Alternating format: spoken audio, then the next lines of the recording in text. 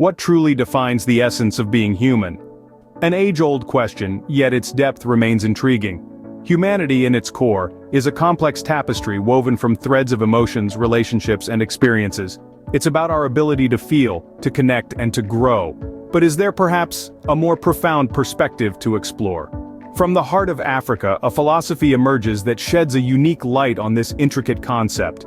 Ubuntu, an Nguni Bantu term that translates as humanity, yet its essence is far more profound. It encapsulates a worldview, a way of life that binds the people of Africa in a fabric of shared existence. It's an understanding of life that transcends the individual, focusing instead on the collective.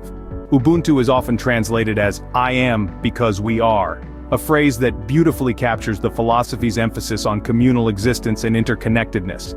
In a world where individualism often takes center stage, Ubuntu offers a refreshing perspective.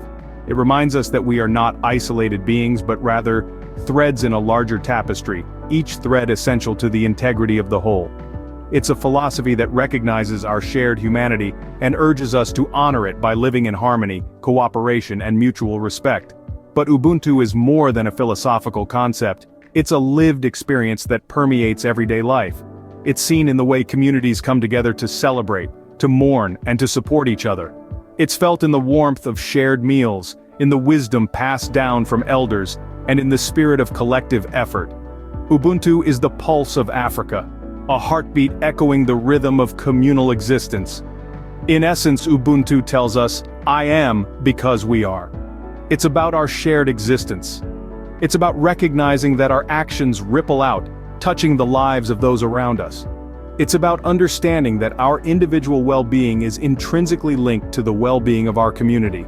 Ubuntu is a call to embrace our shared humanity, to cultivate compassion, and to foster unity. It's a philosophy that invites us to see ourselves not as solitary beings but as part of a vibrant, interconnected web of life. Now that we've defined Ubuntu, how does it manifest in real life? Ubuntu is not just a concept tucked away in philosophical discussions. It's a living, breathing practice that shapes everyday life in many African societies. Consider community support and solidarity. You'll often find that in Ubuntu-focused communities, individuals don't exist in isolation. Instead, they form a vibrant tapestry of interconnected lives. When one person faces a difficulty, the community rallies around them, providing assistance, encouragement, and comfort. Then there's restorative justice, an approach that goes beyond mere punishment. It's about healing, about mending torn social fabrics, about restoring balance. The Truth and Reconciliation Commission in South Africa, for instance, was a shining example of Ubuntu in action, where victims and perpetrators of apartheid-era crimes came together for dialogue and healing. In Ubuntu societies, resources are shared, not hoarded. This spirit of generosity extends to everything from shared meals to community water sources. The belief is that by sharing, we affirm our interconnectedness and mutual dependence. Elders play a crucial role in these communities. They are not just respected, they are seen as pillars of wisdom and guiding lights. Their life experiences and insights are invaluable in decision-making and conflict resolution. Communal celebrations and oral storytelling are also integral to Ubuntu. They are avenues to pass down community values, wisdom, and history from generation to generation. These practices ensure that the essence of Ubuntu is kept alive and vibrant. Cooperative work, or ujamaa, is another practical manifestation of Ubuntu. It's not uncommon to see communities coming together for collective farming or market initiatives. The belief is that together, they can achieve more than they could separately. As we can see, Ubuntu is more than a philosophy, it's a way of life. It's about recognizing that we are all part of a larger whole, that our actions ripple out and touch others, and that our well-being is intrinsically tied to the well-being of those around us. So, Ubuntu works in African communities, but can it have a global impact? Let's dive into this question. In a world where individualism often takes center stage, the philosophy of Ubuntu offers a refreshing alternative. It's a mindset of unity, compassion, and community that could address modern challenges like division, selfishness, and isolation. Imagine if we all lived by the principle of "I am because we are." It could transform how we interact with others, fostering a sense of collective responsibility and shared humanity. Businesses could shift from cutthroat competition to cooperation and mutual growth. Politics could become less about power grabs and more about serving the collective good. Ubuntu's principles are not restricted to Africa but have found their way into various corners of the globe. For instance, the philosophy has influenced initiatives like the Charter for Compassion, an international effort to promote empathy and kindness worldwide. Consider also the global rise of cooperative businesses. These are enterprises owned and run by their members, whether they are employees, consumers, or residents. This model embodies Ubuntu's ethos of mutual aid and collective prosperity.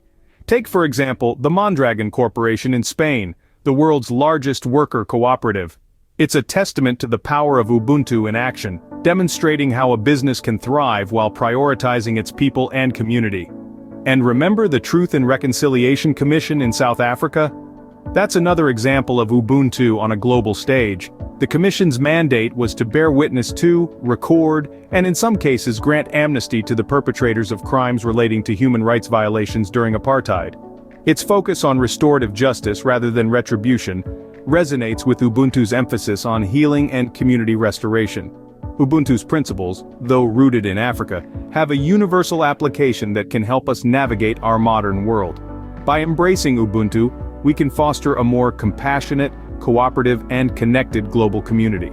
Just as Ubuntu is about community and shared humanity, it's also about action. It's about making conscious choices every day that reflect our understanding of how our lives are intertwined with those around us. Imagine starting your day with the thought, "I am because we are." How might that change your interactions with others, your approach to problem solving, your attitude towards the world? Ubuntu challenges us to recognize our interconnectedness and to act in ways that honor our shared humanity. In the spirit of Ubuntu, we can cultivate empathy and kindness in our daily interactions. It could be as simple as lending a hand to a neighbor, volunteering in a community project, or even just taking the time to really listen to someone else's story. We can also foster a sense of togetherness in our environments, whether it's our homes, workplaces, or social circles. By creating spaces where everyone feels valued and heard, we are embodying the principles of Ubuntu. In the face of conflict, we can seek restorative justice, focusing on healing and rebuilding relationships rather than punishing. This approach not only resolves disputes, but also strengthens the community and deepens our understanding of each other. Even in our consumption, we can practice Ubuntu by sharing resources and promoting sustainability. After all, we all share this planet, and our actions today affect the lives of future generations. Now think about how you can incorporate Ubuntu principles into your own life. Maybe it's through cooperative work, or maybe it's through communal celebrations. Maybe it's through honoring the wisdom of elders, or maybe it's through the tradition of oral storytelling. There's no one-size-fits-all approach to embracing Ubuntu. It's about finding ways that resonate with you and your community, and it's about the journey of becoming more human together. So, what does Ubuntu look like in your life? We'd love to hear your thoughts and experiences. By embracing Ubuntu, we can cultivate a more compassionate, united, and humane world. Let us keep in mind that Ubuntu is not just a philosophy, but a way of life, a path towards a more compassionate and interconnected world. It is a call to action for each one of us to contribute to the betterment of our communities and our world. Remember, in the spirit of Ubuntu, I am because we are. Let's carry this message into our daily lives, fostering unity, compassion, and shared humanity.